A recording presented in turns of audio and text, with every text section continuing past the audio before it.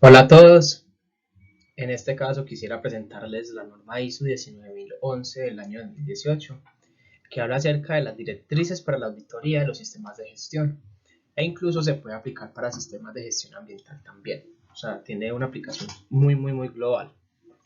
En este caso elegí esta norma porque va muy afín con mis intereses personales y es que a futuro quisiera ser un auditor. Entonces, al momento de buscar las normas que quería trabajar, pues esta fue la que más me llamó la atención. Entonces, de las generalidades de esta norma, tenemos que hablar inicialmente de que esto como tal no tiene ningún requisito, ninguna, no, o sea, no tiene tanto de norma, ¿cierto?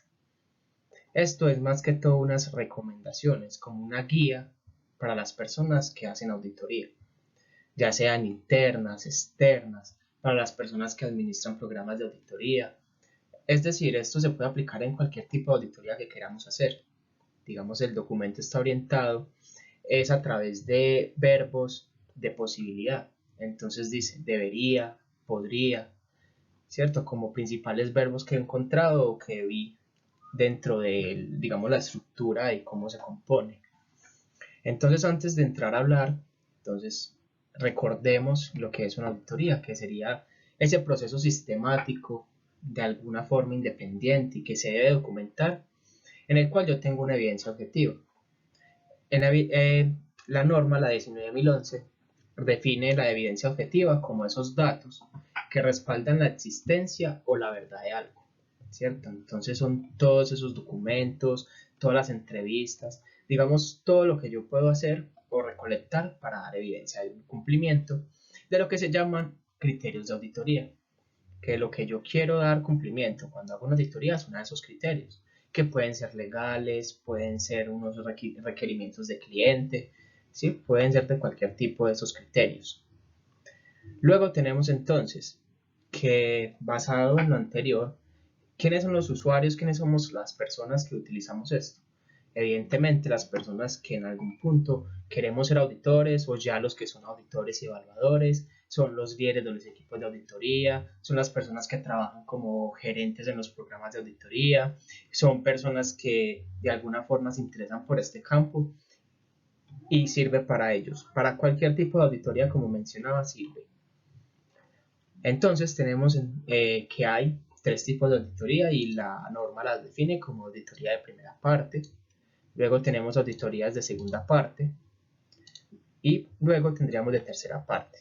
Cuando hablamos de auditorías de primera parte, estamos hablando de esas auditorías internas en las compañías.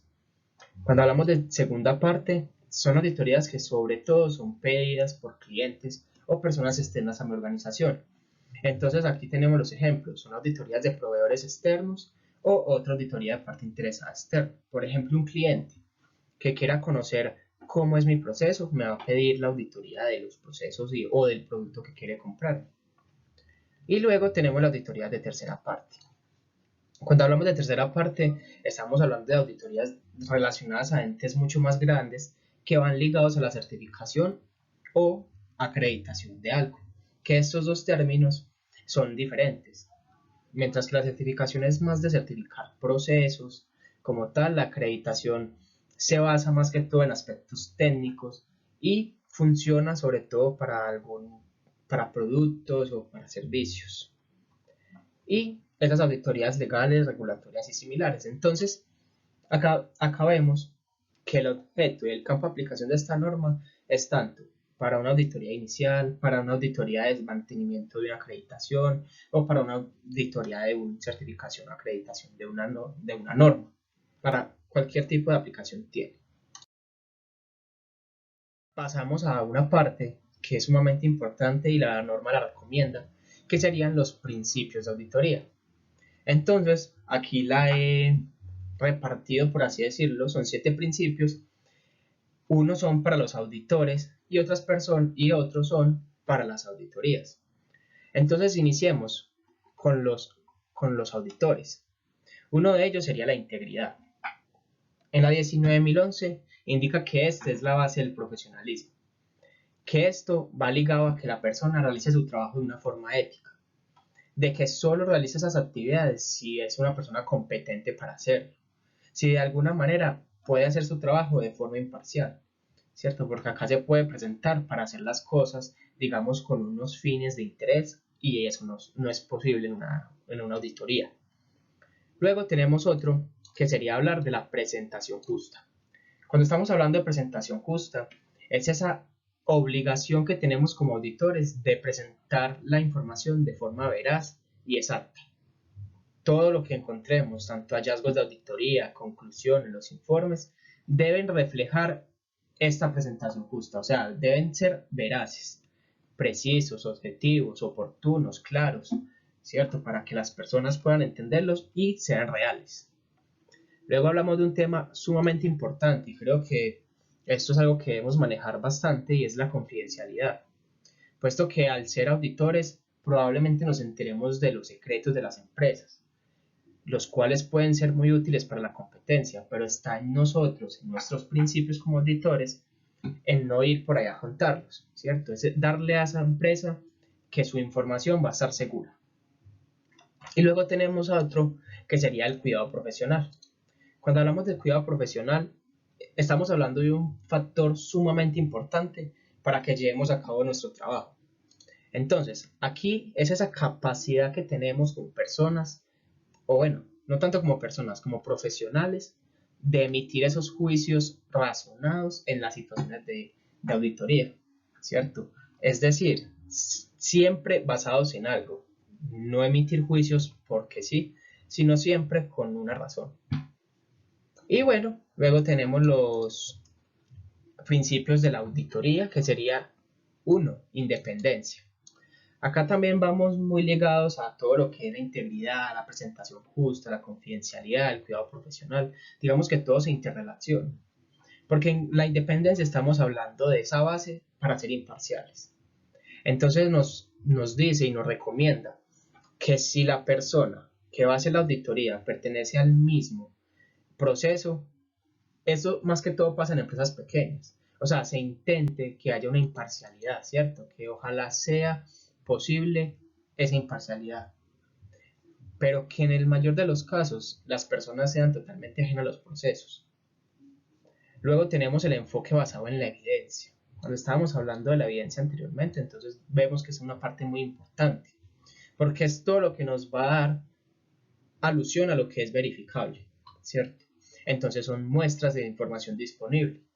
Entonces, acá debemos tener un uso apropiado de esas evidencias, ¿cierto? ¿Por qué? Porque en la evidencia están los cumplimientos o no de los criterios de los criterios como tal de la auditoría. Porque yo no puedo dar un incumplimiento, un cumplimiento, una no conformidad, una conformidad en base a algo que nunca vi. Y algo muy importante de la ISO 19011, que la diferencia de alguna forma de sus antecesoras sería el enfoque basado en riesgos. Y acá lo tenemos. Entonces el enfoque basado en riesgos es algo que siempre considera que puede pasar algo malo o que puede pasar algo malo, bueno, llamado oportunidad, ¿cierto? Entonces este enfoque basado en el riesgo debe influir muchísimo en la planificación de los sistemas de auditoría. Por ejemplo, tenemos que siempre decirle al cliente cuáles son sus riesgos y oportunidades en los sistemas, en la aplicación de la auditoría, que ya más adelantico les voy a presentar unos ejemplos y vamos a hablar más a fondo del tema. Aquí me gustaría entonces juntar una parte del trabajo que era hacer un ejemplo con lo que es la estructuración de la norma o cómo nos dice ella que debemos trabajar una auditoría. Entonces, inicialmente tenemos algo que llamamos la administración del programa de auditoría, que se encuentra en el capítulo 5 de la norma. En la administración del programa de auditoría tenemos entonces unos objetivos, un alcance, los riesgos, los roles, las competencias y los recursos. Empecemos con los objetivos. Los objetivos, por así decirlo, es lo más fundamental y lo más importante para la hora de administrar el programa o para planificarlo. Porque gracias a los objetivos es que nosotros sabemos para dónde vamos, qué queremos lograr con esta auditoría. Entonces, por ejemplo, si yo quiero auditar un proceso, entonces voy a mirar y un objetivo puede ser identificar oportunidades para la mejora del sistema de gestión. Pero otro ejemplo, si un proveedor o un cliente me está pidiendo una auditoría, entonces yo establezco el objetivo de obtener y mantener la confianza en la capacidad de un proveedor externo, ¿cierto? Entonces es como tal establecer objetivos que puedan ser medibles, que puedan ser reales, que se puedan cumplir, ¿cierto? Luego tenemos el alcance, y el alcance va totalmente ligado al tamaño y la naturaleza de la empresa que yo voy a auditar. No es lo mismo, no es el mismo alcance de una empresa pequeña de 10 empleados a una empresa gigante de 1000, ¿cierto? Entonces, el alcance se basa mucho en esa complejidad como tal del sistema de gestión que vaya a ser auditado, a esos riesgos y oportunidades que yo encuentre, a la funcionalidad como tal del sistema. Luego tenemos que hablar de algo que mencionaba anteriormente y eran los riesgos y oportunidades, ¿cierto? Que son como tal lo nuevo que introducen en esta norma del 2018. Entonces, cuando hablamos acá de riesgos y oportunidades, es que nosotros siempre debemos, antes de iniciar, identificarlas y presentárselas al cliente. Y cuando hablamos de cliente, no tiene que ser una persona ajena a nuestra compañía. Nosotros podemos hacer unas auditorías en la empresa en la que trabajemos y llamarlo cliente, ¿cierto? Porque finalmente es él quien necesita, digamos, del servicio de auditoría. Entonces, un riesgo que podríamos encontrar en un proceso de auditoría sería la falta de recursos, ¿cierto? Entonces no tenemos el tiempo, los equipos o la capacitación suficiente para que este programa de auditoría se pueda desarrollar. Pero una oportunidad a partir de ese riesgo, porque como sabemos y se dice que de todo riesgo nacen las oportunidades, ¿cierto?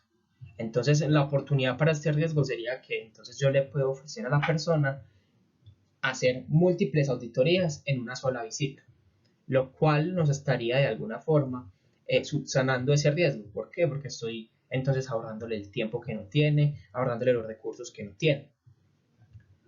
Otra parte importante aquí serían los roles y las responsabilidades. Cuando hablamos de roles y responsabilidades, entonces estamos garantizando que esa selección de las personas que yo haga sea a través de la competencia que éstas tengan, ¿cierto? Y en base a eso, yo asigno las funciones, las responsabilidades y sobre todo establezco los líderes como tal, ¿cierto? Porque todo sistema de auditoría debe tener un líder, ¿cierto? Un responsable, una persona que tenga esa capacidad de liderazgo. Y ya cuando estamos hablando entonces de la parte de las competencias, estamos hablando que por lo menos estas personas, y esto va muy ligado a lo anteriormente dicho, que serían los roles y las responsabilidades, ¿cierto? Entonces, en cuanto a las competencias, tenemos que por lo menos las personas que están involucradas en el sistema de auditoría tengan en cuenta esos principios anteriormente mencionados, ¿cierto? Recordemos que acá no nos están diciendo que deben tener, no, sino que ojalá los tengan, ¿cierto? A modo de recomendación, porque como decía anteriormente, esa es la estructuración de esta norma. Luego tenemos entonces que estas normas se conozcan, ¿cierto? Que dependiendo, como hemos visto, los sistemas de gestión pueden ser de muchísimos campos y de muchas actividades como tal. Entonces, que las personas tengan la competencia necesaria para saber de qué norma me están hablando y cuáles son los requisitos que ésta me pide. Luego tenemos entonces también otra parte súper importante y que muchas veces dejamos de lado y es conocer el contexto de la persona que estamos auditando, ¿cierto? Entonces, saber cuáles son sus expectativas en ventas, saber cuáles son sus actividades comerciales, saber a qué se dedican, cuántos son, quiénes y sobre todo, importantísimo para una auditoría, es saber la composición en un mapa de procesos, ¿cierto? Saber cuáles son los procesos más relevantes de la compañía, saber cómo se apoyan, saber quiénes toman las decisiones, es conocer toda esta parte y por último, saber cuáles son los requisitos legales y reglamentarios que a esta las cobijan. Y va ligadísimo a la parte de conocer las normas. Y por último tenemos los recursos, ya sean recursos en tiempo, de personal o de elementos que voy a necesitar para hacer mi auditoría. Entonces aquí ya los establezco. Entonces aquí estamos hablando de una parte antes de. Ya luego de pensar acá, lo vamos a la implementación del programa de auditoría que está en el capítulo 5.5. En este capítulo 5.5 lo podemos ligar muchísimo al capítulo 6, que sería ya la realización de la auditoría. ¿Por qué? Porque la implementación del programa es volver a revisar lo que aquí dice en la administración. Entonces es como hacer un recorderis, una verificación de esto y pasar a la realización. Cuando estamos realizando la auditoría, entonces tenemos varios pasos. Un antes, un durante y un después de la auditoría. Entonces, cuando nosotros como auditores estemos iniciando una auditoría, vamos a contactar con el cliente.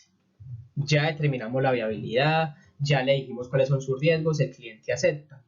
Entonces ya presentamos al equipo de auditoría también. Y de alguna manera, entonces aquí ya estamos con luz verde para empezar. Cuando estamos haciendo la auditoría, o sea, durante, debemos comunicar siempre y de una forma como periódica los hallazgos y las actividades que estamos haciendo, las personas encargadas, todo debemos comunicarlo a la persona. O sea, lo que nosotros consideremos como relevante. No quiere decir esto que todo el tiempo vayamos a estar en contacto, porque evidentemente una auditoría es algo que lleva mucho trabajo. Entonces no podemos estar todo el tiempo ahí con el cliente. Pero lo más significativo sí, y sobre todo tener claro que la persona puede preguntar, ¿cierto? Que va muy ligado también a la persona. Y más adelantico, aquí en las competencias, vamos a hablar un poquito sobre ese perfil que deberíamos tener como auditores. Y ya luego, después de la auditoría, viene lo que es la reunión de clausura. Donde yo hago la reunión de clausura es ya con el cliente, le presento los resultados, qué hallazgos encontré, cuáles son las conformidades, cuáles son las no conformidades, ¿cierto? Digamos, dependiendo como tal a la norma, pues ya será como este resultado. E importantísimo es siempre preparar un informe de auditoría. El informe de auditoría es algo más completo, ¿cierto? ¿Por qué? Porque en la reunión de clausura probablemente se nos puede haber pasado algo. Entonces, en el informe de la auditoría, yo lo que voy a hacer es, de una forma más precisa, mostrarle cuáles fueron las muestras, mostrarle cuáles fueron esas entrevistas, cuáles son los resultados, todo para que el cliente, digamos, vea el trabajo que se hizo. Entonces, debemos ser precisos, concisos y claros con este informe. Y cuando estamos hablando de competencias, sería esa manera en la que yo evalúo a las personas después de, ¿cierto? A mis auditores después de toda esta realización. Entonces, cuando estoy hablando de estas competencias, estoy hablando de lo que adquieren a través del estudio, a través de la experiencia, ¿cierto? Y como mencionaba antes, nosotros tenemos que tener, o debemos tener, o deberíamos, más que todo, un perfil. Y esta norma lo propone y esto le puede servir de muchísima ayuda a las personas que son encargadas del reclutamiento de los auditores, porque no es simplemente tener una persona que sepa mucho de la norma y ya, sino que sea una persona que cuente con ética, que sea de mente abierta, que sea observadora, que sea versátil, que sea tenaz y sobre todo que sea capaz de actuar con fortaleza. O sea, esto solo quiere decir que sea capaz de actuar de una manera responsable y ética, ¿cierto? Además de esto, tenemos que tener presente que las decisiones de las auditorías a veces no, la mayoría de veces no tienen que estar de acuerdo con los demás. Entonces estas decisiones siempre van a dar lugar a desacuerdos, a confrontaciones, y nosotros debemos tener la fortaleza necesaria para mantenernos ahí. Luego de esto, tenemos entonces, yo ya evalué, realicé las auditorías, hago el seguimiento a la auditoría, al programa de auditoría que implementé, reviso cómo están, si de alguna manera han ido bien, han ido mejorando a través de las recomendaciones. Y finalmente, todo esto es como un proceso también, un ciclo. Hago una revisión. Cuando vuelvo a la revisión, entonces ya estoy mirando que todos los seguimientos, todas las recomendaciones, digamos, estén bien. Y si hay mejoras, muchísimo mejor. Aquí tenemos unos ejemplos y la misma norma, como decía, es una guía. Establece para verificar las competencias de las personas que están involucradas en el proceso de auditoría. ¿Por qué? Porque es que la confianza en el proceso de auditoría está totalmente basada en la competencia de las personas que la hacen. Y esto lo indica así la norma. Entonces yo puedo hacer procesos de todo tipo. En este caso me están proponiendo 6 métodos de evaluación que yo puedo implementar. Entonces, por mencionar alguno, vámonos a este lado sobre las pruebas, ¿cierto? Que es como el método más utilizado normalmente. Entonces nos dice, bueno, haga pruebas con el objetivo de que usted evalúe el comportamiento, conocimiento, habilidades y la aplicación de estas habilidades, conocimientos y comportamientos en la vida real, ¿cierto? Entonces nos dice, haga exámenes orales, haga escritos o haga pruebas psicométricas. De alguna manera, entonces, esta norma nos está proponiendo áreas para así verificar las competencias y tener personal que sea idóneo para la causa que se necesita.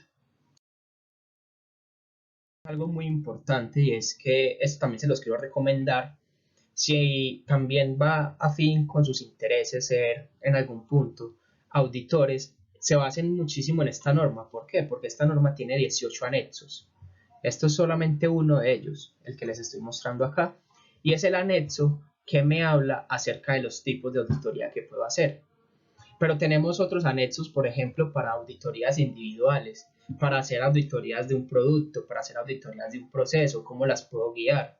E incluso me dan las preguntas que yo puedo empezar a hacer cuando realmente no sé por dónde comenzar. Puedo establecer contextos a través de esos anexos. Entonces son de suma ayuda para las personas que, digamos, queremos este tema y queremos irnos por esta rama. E inclusive para las personas que simplemente quieren conocer en algún punto cómo se hace una auditoría. Entonces tenemos este anexo que nos dice los tipos de auditoría. Tenemos dos tipos de auditoría, ya sean las auditorías en sitio o las auditorías remotas. Cuando estamos hablando en sitio es que yo voy a dirigirme al lugar y remotas es que yo desde cualquier parte puedo realizarla. Entonces normalmente esas se hacen de una forma ayudada por los implementos tecnológicos. Entonces tenemos, yo decido si quiero hacer una interacción humana, que sería esa participación entre el auditor y auditado. Entonces esas dos partes se unen en la interacción humana. Y sin interacción humana es que yo como auditor simplemente voy a implementar estrategias de observación del trabajo realizado in situ. Entonces yo voy a ir al proceso, voy a mirar cómo lo están haciendo, pero no necesito, digamos, de los demás o del auditado para que me diga las opciones. Pero en cambio, en la interacción humana, yo sí voy a hacer unos muestreos, por ejemplo, de los productos o de los procesos. Voy a hacer entrevistas a las personas, ¿cierto? Entonces tengo muchas opciones. Paso a las opciones remotas. Vea que estamos muy ligados a tanto opciones en sitio como remotas. Y esta decisión va en qué? En los recursos de las personas, en los alcances, en los objetivos, como mencionábamos antes, digamos, de toda esa planeación, que es donde yo determino el método que yo voy a hacer. Entonces acá tenemos como este anexo para que lo podamos trabajar. Bueno, muchísimas gracias por su atención. Los invito realmente a que leamos esta norma. Que estén súper bien.